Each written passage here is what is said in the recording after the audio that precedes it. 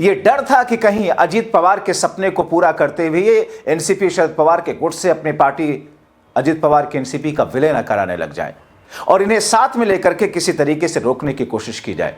अजीत पवार को वीडियो आज वायरल हो रहा, अखबार ने इसीलिए छापा कि सुनित्रा ताई तुमने बहुत बड़ी गलती कर दी।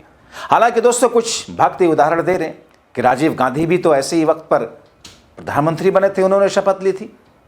कुछ लोग तो राबड़ी देवी तक का उदाहरण देते हैं, लालू के बाद में राबड़ी देवी को शपथ दिलाने की।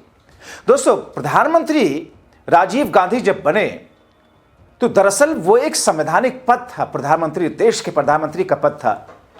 इंदिरा गांधी की हत्या के बाद में संवैधानिक संकट ना आए इसलिए उनको प्रधानमंत्री की शपथ दिलाई गई। और दोस्तों जब एक प्रधानमंत्री मुख्यमंत्री होता है और उसके बाद में जब तक दूसरा नहीं होता, वो शख्स उसका एक्टिंग प्रधानमंत्री या मुख्यमंत्री होता है, कार्यकारी वही होता है। इंदिरा गांधी की हत्या हुई थी और उसके बाद में राजीव गांधी को दिलाया गया ताकि संवैधानिक संकट ना आए। कुछ लोग तो राबड़ी देवी का भी कहते हैं। हालांकि दोस्तों अब डिप्टी सीएम कोई संवैधानिक पद नहीं है, बावजूद इसकी इतनी जल्दबाजी। अगर डिप्टी सीएम का पोस्ट ना भी हटा भी दिया जाए तो भी महाराष्ट्र की राजनीति, महाराष्ट्र के शासन प्रशासन में कोई असर नहीं पड़ेगा।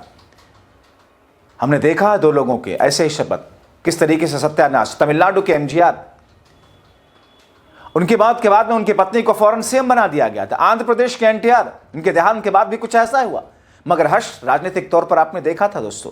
तो एक ऐसी स्थिति, जिस स्थिति को लेकर के लोग चर्चा कर रहे हैं, मैंने पहले भी आपको बताया था कि आखिर इतनी जल्दी क्यों है भारतीय जनता पार्टी को कि वो सुनित्रा ताई को हर हाल में फौरन ही, अभी अंतिम संस्कार हुआ ही, अभी अस्थियों का विसर्जन हो रहा है, अभी उन राख की खुशबू और उसकी आहट अजीत पवार के जो परिवार के लोग थे उनको महसूस ही हो रही थी, हर पल उनके कानों में आवाज गूंज रही थी।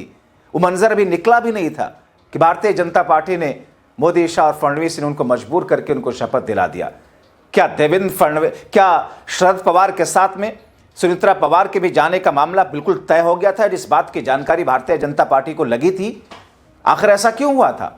आखिर ऐसा करने की जरूरत क्यों थी? क्योंकि अंतिम इच्छा क्या थी अजीत पवार की? यही कि दोनों पार्टी और परिवार का विलय हो जाए, बेहतर हो जाए रिश्ते, पारिवारिक तौर पर हो और राजनीतिक तौर पर दोनों पार्टियों का विलय हो जाए। और उनकी अंतिम इच्छा ही पूरे करना किसी भी पति की, किसी भी शख्स की, उसके बचे हुए लोगों के लिए एक तरीके से कर्तव्य के तौर पर होता है। और इसी बात से भारतीय जनता पार्टी घबराई हुई थी, मोदी और शाह घबराए हुए थे, इसीलिए उन्होंने जल्दबाजी में इतना जल्दबाजी कर करा करके शपथ दिला दी।